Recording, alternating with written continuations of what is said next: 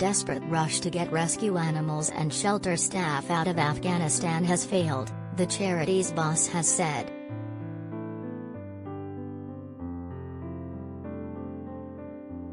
Farthing, who founded the Nowzad animal shelter in Kabul, has been engaged in a high-profile attempt to get his animals on board an RAF evacuation flight.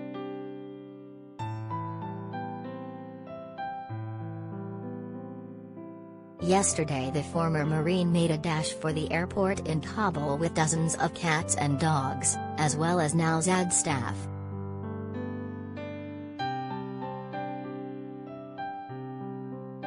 The group narrowly avoided the accidental fire of a Taliban fighter and a terrifying suicide blast which killed more than 100 people, Mr. Farthing said.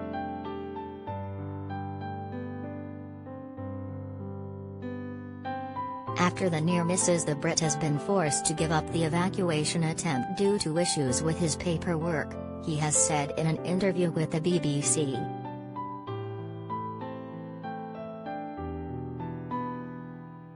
He claimed a decision by U.S. President Joe Biden to change the rules on who is allowed into the airfield had blocked his passage.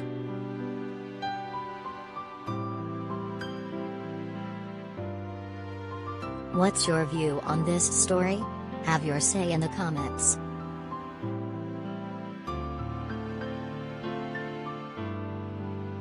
The whole team and dogs/cats were safely 300 meters inside the airport perimeter, Mr. Farthing tweeted.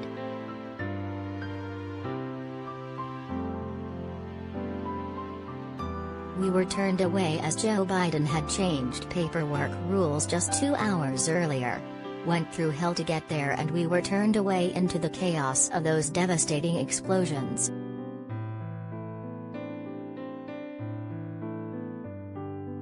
The Taliban had not accepted his paperwork and apparent approval from the British government to board a flight due to orders to only accept people who had a physical passport with a visa in it, Mr. Farthing claimed.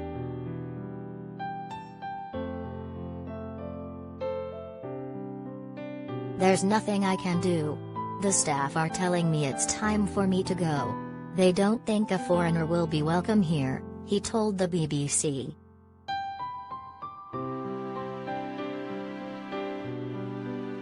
Staff have asked me to take as many dogs and cats as I can. But now I can't get them past the Taliban checkpoints.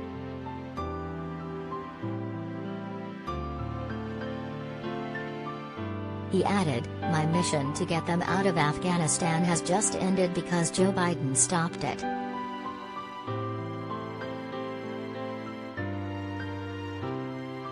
It is unclear what Mr. Farthing, his staff and the 200 animals he was trying to get out of Afghanistan will do now.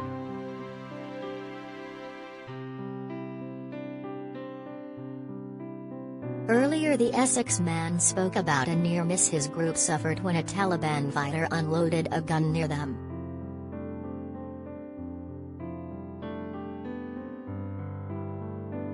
Mr. Farthing said, we're fine but everything is chaos here at the moment.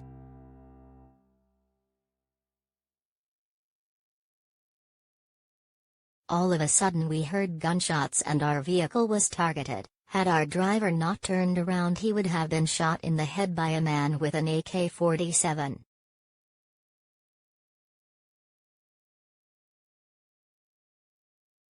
We've been in the airport, and back out of the airport, the whole thing's a mess.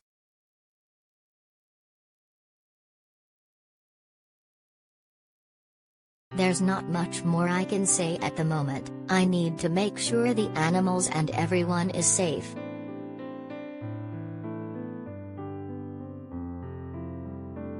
Yesterday Defense Secretary Ben Wallace hit out at criticism from supporters of the former Royal Marine, who has a large online following.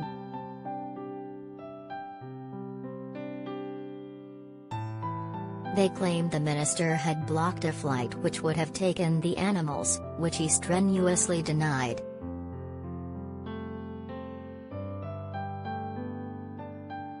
He said, let's get some facts out there. 1. No one, at any stage, has blocked a flight.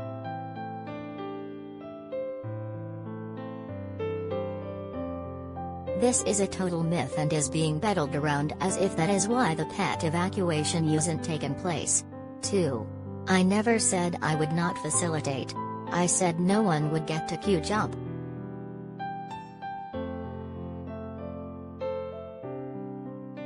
3. The issue, as those desperate people waiting outside the gates know too well, has always been getting processed through the entrances. It can take over 24 hours. There is no point turning up with a plane until the passengers, pets are airside.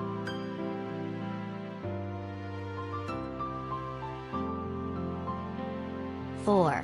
As people were processed up, Afghan Relocations and Assistance Policy, LOTR, leave outside the immigration rules, etc. They were called forward. Once processed and on the airfield, they are marshaled onto a plane. As I have said, we will facilitate at all stages, but the priority will be people, not pets.